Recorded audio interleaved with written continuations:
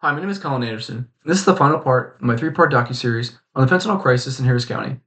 I decided to do my last video on campus to see what is being done to educate students about fentanyl. I went to the Student Health Center on campus, and I had the pleasure of interviewing the executive director of Health and Wellbeing, Erica Bumpers. She's responsible for the Student Health Center, the Student Wellness Office, campus recreation. We talked about programs at Sam Houston that educate students about the dangers of drug use and about how the university is educating students in dealing with the fentanyl crisis and letting people know about it. My name is Erica Bumpers, and I'm the Executive Director of Student Health and Wellbeing at Sam Houston State University. So I have responsibility for the Student Health Center, the Student Wellness Office, and campus recreation. We definitely, through our Student Wellness Office, offer some programming for students to attend during the campus semesters, just special events where we might talk about substances. So we tend to talk about drugs, alcohol, or other substances together. And then through our Student Wellness Office, student groups, student organizations can request specific education or programming. So we've done several events with Fraternity and Sorority Life or other student organizations that have asked us to come in and talk or educate on a specific topic around substance use.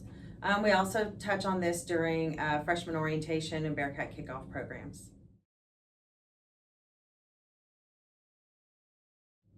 So here at Sam Houston, our main focus is, and through the Student Health Center, is being awareness of what fentanyl is and how you can come in contact with fentanyl, whether that be through a substance that has been added to a drug that you're unaware of, so a produced substance, or actually opioids are also prescribed. And so just knowledge of how they can impact your system and what to look for as far as signs and symptoms.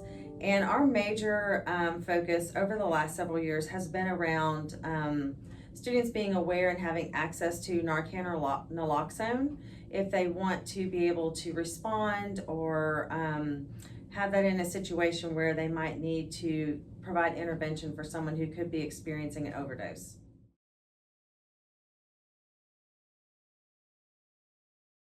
Sure. So we've done several things, and we started about 3 years ago by going through our own educational program through Texas A&M University, where they taught us about Narcan naloxone, the impacts, the fentanyl crisis. And so once we completed that program, we were able to then partner with a grant through the state of Texas.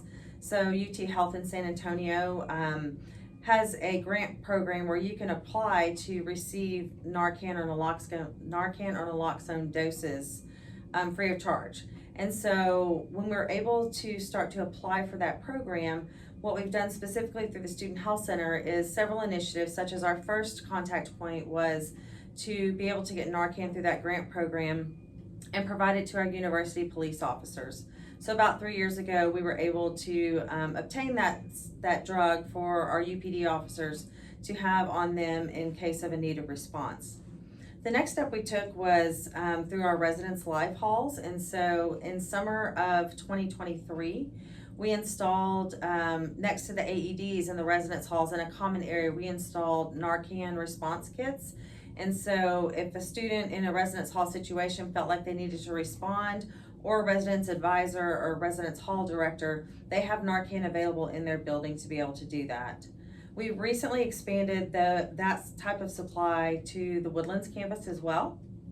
So at their emergency response kits in their building, they have Narcan also next to their AEDs and their Stop the Bleed kits. And then what we do here specifically at the Student Health Center Pharmacy, because we are also able to use that grant to have Narcan available here on campus, students or student groups or even individuals can go through a training that we've offered, either an organized training on campus, or they can simply come to our pharmacy and ask for education about Narcan, and then we can provide them with Narcan for free as well through our pharmacist prescribing that for students, faculty, or staff.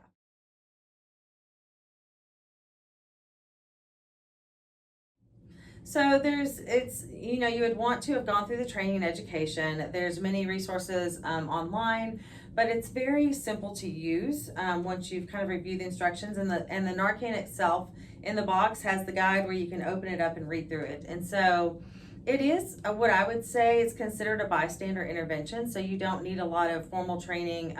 It's much easier than even administering CPR to someone. So, the Narcan that we provide is a nasal spray, and so it's very similar to the process if you were doing a nasal spray, for allergies or other things. And so, you're going to obtain the pump that has the Narcan in it, and you are simply going to insert it in the person's nose and give a quick push that releases the plunger, and the medication then goes up through their nose into their system to be able to impact or be able to reverse what they're experiencing with the fentanyl in their body. Thank you to Erica Bumpers for your participation in the Student Health Center for hosting the interview.